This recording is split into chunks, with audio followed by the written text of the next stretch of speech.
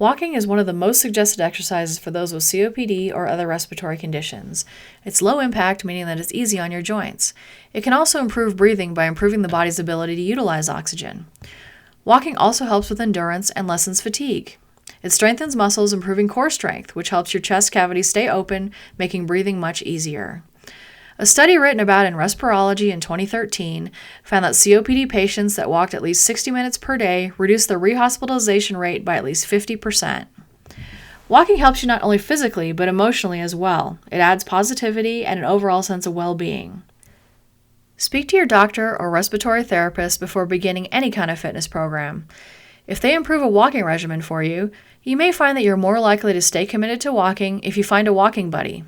Others enjoy the solitude of a solo walk. Do whichever you feel would work best for you. You're more likely to stick to your walking commitment if you designate times during the week and stay consistent. Be sure to schedule walking or other exercise time during the time of day when you have the most energy or when your breathing is best. Start slowly so as not to injure yourself or discourage yourself as you're just getting started. 60 minutes may sound like climbing a mountain if you haven't been walking at all. But keep in mind, that's a goal to work up to, and you don't have to walk 60 minutes all at once necessarily. If you can only walk 10 minutes, do it a few times a day. Build up to 15 minutes and go on from there. Even if you can just walk 5 minutes at a time, it's still much better than not walking at all. You can go out and walk around your block and get some fresh air and vitamin D, but keep in mind that weather can sometimes be a trigger, and if air quality is poor or if there are a lot of allergens in the air, it can create a problem.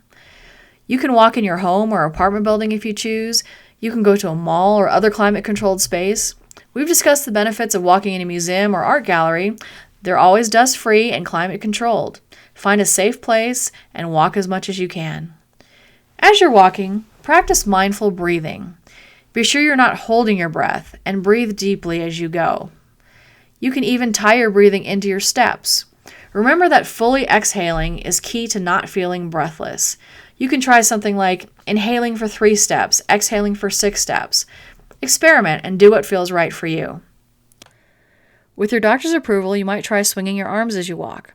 Stand up straight with your chest nice and open, lift your arms so they're at a right angle at your shoulder, and then swing them back. You don't necessarily have to do it quickly, just find a nice, easy rhythm.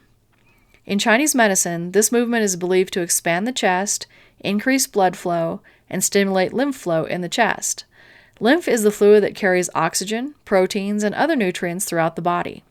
It also delivers white blood cells throughout your system to fight off illness. This simple exercise can strengthen your shoulder and elbow joints, improve oxygen levels, and boost your immunity as well. If you begin to feel winded, stop, remain calm, and do some pursed lip breathing. Sometimes when you feel out of breath, your first inclination might be to lean over and put your hands on your legs. However, this compresses your chest cavity and presses down in your lungs, making it even harder to breathe. Instead, try putting your hands on the back of your head. A study in 1992 found that when subjects held their arms at shoulder height, oxygen consumption and air intake were better than with their arms at their sides. It's believed that when the arms are elevated, the diaphragm can engage more freely and work more effectively.